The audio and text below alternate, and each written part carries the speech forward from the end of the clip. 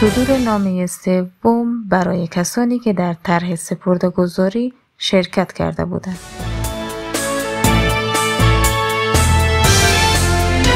هدف زمینه‌سازی صدور تذکره الکترونیکی برای اتباع افغانستانی به ایران می‌آید. به گزارش شهر آرانیوز، در حالی که وزارت کشور در طرح تعیین تکلیف مهاجرین دارای برگه سرشماری و همچنین تمدیده مدرک کارت آمایش داشتن تذکره هویت را برای مهاجران افغانستانی الزامی کرده است. سخنگوی اداره ملی آمار و اطلاعات افغانستان زیر اداره طالبان میگوید: محمد حلیم رافع، سخنگوی اداره ملی آمار و اطلاعات افغانستان، اظهار داشت که این تیم کاری فقط برای تثبیت هویت به ایران فرستاده می شود، نه توضیح تذکره. او هرچند به تاریخ دقیق اعزام تیم‌های کاری اشاره نکرده، اما گفته است که کار در این باره جریان دارد و این تیم با هدف تثبیت هویت و زمینه‌سازی برای توضیح تذکره و پاسپورت برای مهاجرین افغانستانی مقیم ایران اعزام می شود. پیش از این نیز مسئولان طالبان تصمیم به اعزام یک تیم کاری به ایران را داشتند تا آنها هویت افغانستانی‌های مقیم ایران را برای صدور تذکره و پاسپورت افغانستان شناسایی و تثبیت کنند.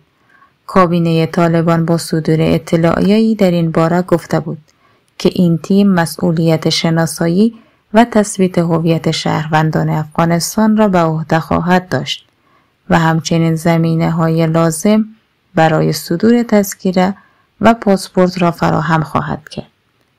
طالبان معتقدند که این اقدام می تواند به تقویت حقوق و خدمات به افغانستانی‌ها در ایران کمک کند و به ایجاد ارتباطات مستحکم‌تر بین دو کشور منجر شود.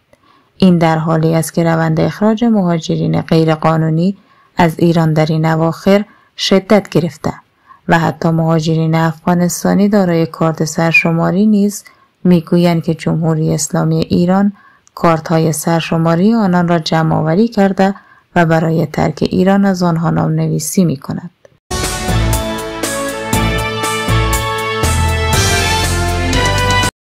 وزیر کشور افزود: ما همواره میگوییم مناسبات نزدیک و پیوندهای مشترک تاریخی و دینی با کشورهای همسایه داریم، ولی ظرفیت ما بیش از این نیست. ما گریزی نداریم جز این که اتباع غیر مجاز را مثل همه کشورها با ساز و کار خودشان برگردانیم.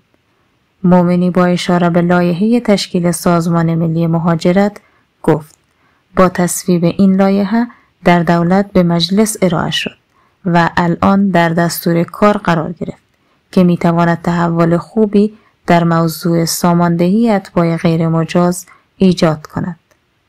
وزیر کشور افزود: ما همواره میگوییم مناسبات نزدیک و پیوندهای مشترک تاریخی و دینی با کشورهای همسایه داریم، ولی ظرفیت ما بیش از این نیست. ما گریزی نداریم جز این که اتباع غیر مجاز را مثل همه کشورها با ساز و کار خودشان برگردانیم. مومنی با اشاره به لایحه تشکیل سازمان ملی مهاجرت گفت: با تصویب این لایحه در دولت به مجلس ارائه شد و الان در دستور کار قرار گرفت که میتواند تحول خوبی در موضوع ساماندهی اتباع غیر مجاز ایجاد کند.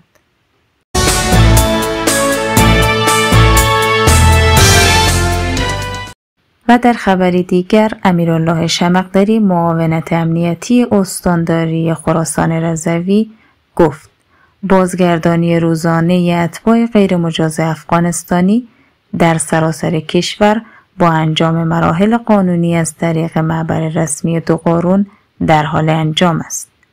او اظهار کرد احداث و ساخت اردوگاه ساماندهی اتباع خارجی در تایباد یک امر لازم و ضروری است.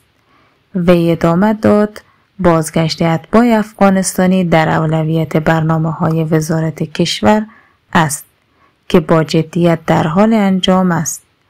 معاونت امنیتی انتظامی استانداری خراسان رضوی گفت: دولت جمهوری اسلامی ایران بیش از 4 دهه به اتباع کشور همسایه افغانستان در بخش‌های مختلف خدمات مطلوبی ارائه کرده است که این مهم همواره از سوی جوامع بین المللی مورد تقدیر قرار گرفته است.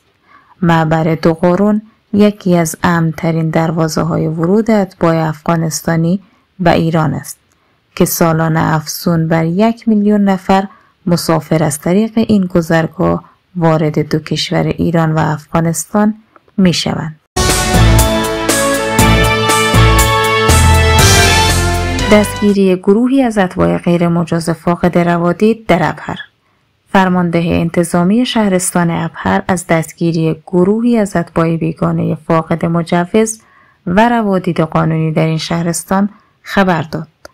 به گزارش خبرگزاری صدا و سیمای زنجان، سرهنگ نوروزی گفت در اجرای طرح جمع‌آوری اتباع غیر مجاز با هدف کنترل و کاهش آسیب‌های اجتماعی و در پی کسب اخبار واصله مبنی بر حضور اتباع بیگانه در سطح شهرستان، بررسی موضوع در دستور کار پلیس قرار گرفت.